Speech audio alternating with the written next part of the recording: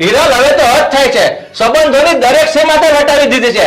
અંદર તારા છોકરાનો બર્થડે ઉજવે છે અને તારી મોટી બેન ગિફ્ટ લઈને બહાર ઊભી છે, એને તને અંદર બોલાવવા જેટલું સન્માન તો નથી આપી શકતી. મોટા ભાઈ, તમને તો ખબર જ છે ને કે રાધાની નજર મારા છોકરા પર પડવા નથી દેતી, તો શું કામ અંદર આવવા દઉં? હિરલ, તું ભલે તારા દીકરાને મને રમાડવા ન આપે, કઈ વાંધો નહીં, પણ હું આ ચિંટુ માટે કપડાં લાવી છું, એ તો લઈ લે.